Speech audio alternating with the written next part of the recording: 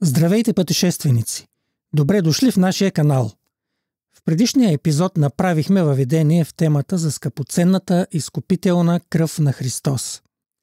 А днешният епизод е част от серията, в която се изясняваме значението на ключови понятия като законът, грехът, изкупителната кръв на Христос и вярата. Ако не искате да пропускате епизоди, абонирайте се за нашия канал. Днес ще продължим с въпроса каква е стойността и значението на кръвта в очите на Бога. Нека си припомним какво се казва в Римляни 3 глава. Централното послание на Евангелието е, че Бог е любов и Той прощава греховете на каещите се грешници. Това е най-славното послание, което човечеството изобщо някога е получавало. В нашето съвремие обаче има една повърхностна и изкривена представа за любовта, за взаимоотношенията и за прошката. Затова трябва внимателно да изградим разбирането си за Божията любов и благодат върху достоверното Божие Слово, а не върху представите на културата, в която живеем. Бог прощава греховете ни не защото прави компромиси за своите любимци, или понеже е мекушав и ги замита под килима, за да не му досаждаме повече с нашите сълзи, въздишки, съжаления и т.н.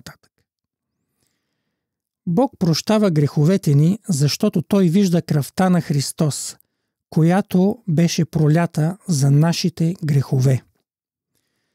Бог прощава на разкайващия се грешник, защото цената за греха е платена.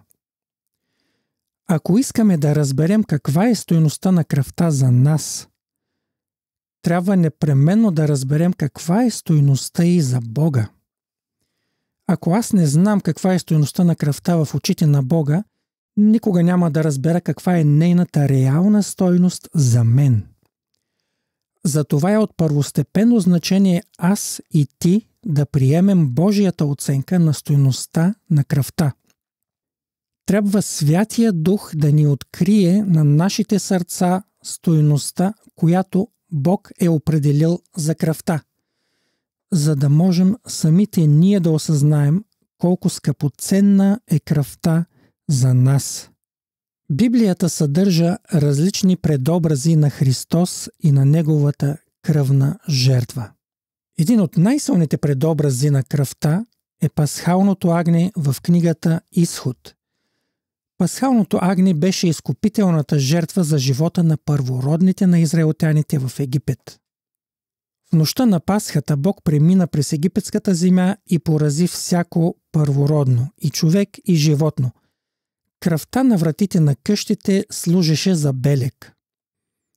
Когато Бог видеше кръвта, Той отминаваше тази къща. Така ударът на унищожението се стовари върху невярващите египтяни, докато израелтяните и всички останали хора, които повярваха на Божието Слово, бяха избавени от смърт чрез кръвта на агнето. Бог им беше наредил да изядат месото на агнето вътре в къщите си, но да намажат кръвта на агнето отвън, върху стълбовете и върху горните прагове на вратите си. Хората трябваше да останат скрити от погублението вътре в къщите си, докато кръвта беше намазана отвън, където Бог трябваше да я види и да оцени значението й, за да помилва грешниците, намиращи се вътре. Тоест, кръвта не беше предназначена за хората, а за Бога. Бог трябваше да види този белег и Бог трябваше да оцени принесената жертва. Стойността на кръвта беше огромна, защото тя беше цената за живота на скритите вътре семейства.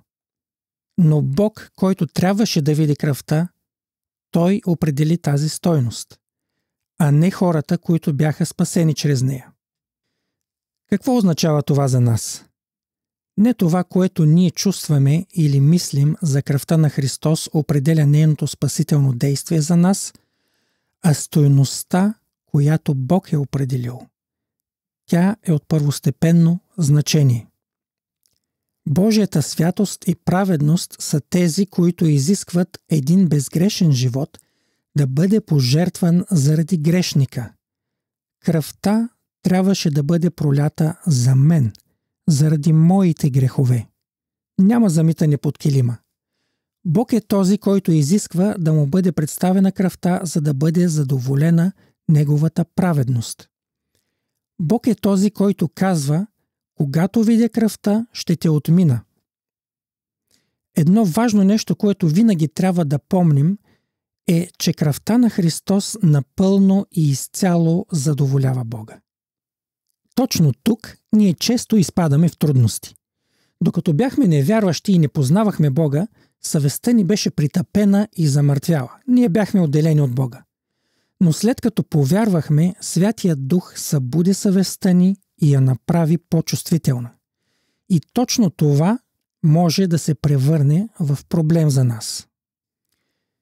Чувството за вина и за грях може да стане толкова голямо, толкова тежко, че да изгубим от погледа си реалното действие на кръвта. Греховете ни изглеждат толкова реални, а някой определен грях може да ни измъчва толкова много пъти, че да достигнем момент, в който за нас греховете ни са по-реални и по-велики от кръвта на Христос. Откъде идват тези проблеми? Оттам, че се опитваме да почувстваме, да усетим стойността на кръвта. Започнали сме да се опитваме субективно да определим какво е значението на кръвта за нас. Но спасението не работи по този начин. Кръвта е на първо място за Бога, за Неговите очи. Ние можем единствено да приемем Неговата оценка. Само така можем да отдадем правилното значение на кръвта за нас. А ако вместо това разчитаме на ума, на чувствата си, няма да получим нищо. Ще се останем в тъмнината, както се казва и в първото послание на Йоан. Това е въпрос на вяра в Божието Слово. Трябва да вярваме, че кръвта е скъпоценна за Бога, защото Той казва така. Нека да видим в 1 Петрово 1 глава. Щом Бог приема кръвта като цена за греховете ни, можем да сме сигурни, че дългът ни е заплатен. Щом Бог е удовлетворен от кръвта, то кръвта е достатъчна.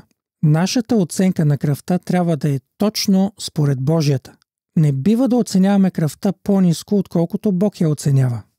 Нека не забравяме, че Бог е свят и праведен и затова има право да каже, че кръвта е достатъчна в Неговите очи и че тя напълно го задоволява.